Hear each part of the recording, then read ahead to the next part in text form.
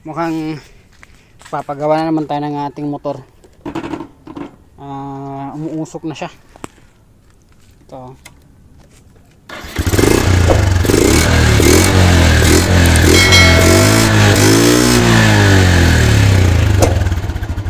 So kung makikita nyo, umuusok na nga siya.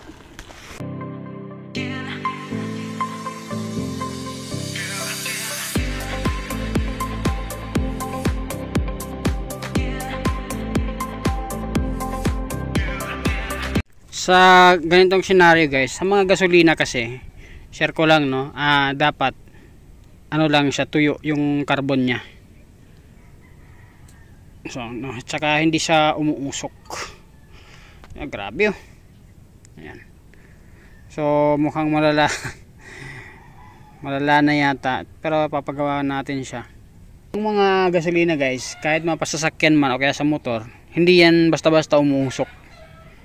No. Ngayon, pag nagkaroon ng usok, kagaya nito, medyo puti na yung usok niya. Kung napapansin nyo sa mga motor niya na sasakyan na di gasolina, kapain nyo yung tip na ganito. Ayan. Kung makikita nyo guys, basa na siya.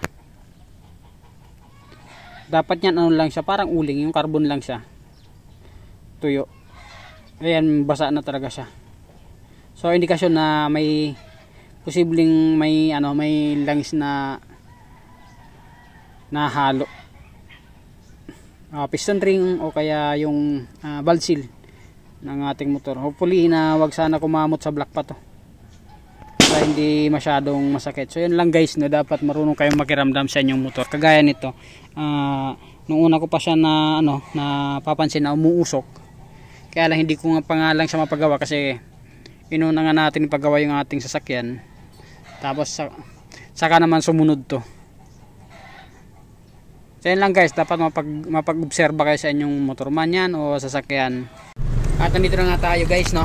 Dito ko pala pinapagawa yung aking motor dito sa Mandaluyong MKRT guys. Diyan ako magpapagawa. Sa mga nagtatanong, ipin nyo lang sa Google Map at makikita nyo yan mismo yung shop nila.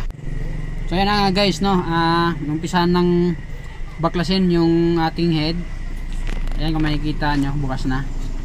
Nanalangin talaga ako dito na sana walang kamot yung aking block para hindi masyadong masakit o sasakit yung ating bulsa at mapapakamot tayo kahit sa hindi makating part ng ating katawan.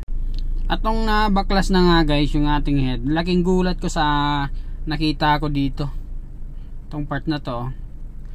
Ito warning, no, sa mga hindi naman lahat, no, hindi naman siguro lahat ng mga gasolinahan, yung mga mahilig magpagas ng mura, panoorin nyo to. So yan nga guys, no, ito yung resulta doon sa, ang sabi sa akin ng mekaniko natin, sabi niya mahilig ka magpagas doon sa mga murang gasolina, no. So sabi ko, oo, actually oo talaga, doon lang talaga ako nagpapagas. Ayoko na lang siya i-mention, pero doon talaga ako nagpapagas. Ang mura kasi ng gas doon, hindi naman siguro lahat, no, pero isa daw to sa dahilan ng pagkapal ng ribaba nito ay posibleng galing sa mga maduming gasolina. Hindi naman natin nilalahat, no, awareness lang guys, no, para maging ano rin kayo, maging aware na posibleng ganito ang mangyari sa inyo. Hindi ko nilalahat, no. So simula ngayon hindi na ako nagpapagas doon sa pinagpapagasan ko na yun, kasi doon lang talaga ako ever since nagpapagas, kasi ang mura ng gasolina nila. Sa part na to guys, dininig yung ating dalangin, no. Ayan, kung makikita nyo yung block natin, wala siyang damage. Ayan, minsan kasi halos matuyo na yung langis ko, halos mga 600 na lang yung tira. Buti wala siyang kamot. Tapos ito yung ating piston. Kung makikita nyo, ayan, papapalitan ko na ng yan, yung pinaka pin. Goods pa naman. Tapos ito yung ating cam gear, may alug na siya, kinalug ko yan, may konting kalug na siya. So ako kasi pag mga inner parts na, hanggat maaari gusto ko palitan na rin, kasi isang bukas lang, nagbukas ka na, lubos-lubusin mo na. Ito guys yung mga papalit natin, cam gear, isang set ng valve seal, 4 yan guys. Tapos isang set ng piston ring, tapos yung piston pin pinapalitan ko na rin. Tapos itong ating barbula o valve, so yan guys, isang set yan. Tapos itong gasket. Tapos T-screw pala para dun sa rocker arm, pinalitan na rin kasi maluwag na.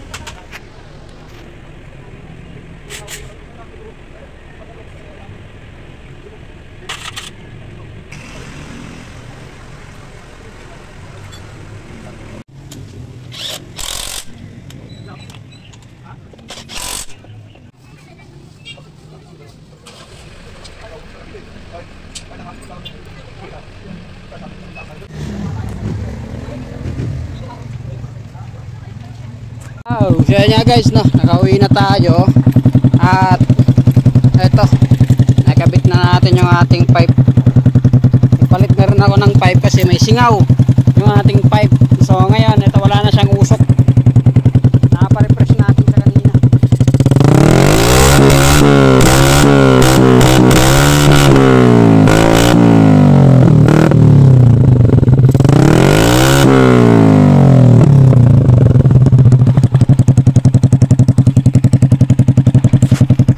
Guys, follow for more and subscribe to our YouTube channel. Peace.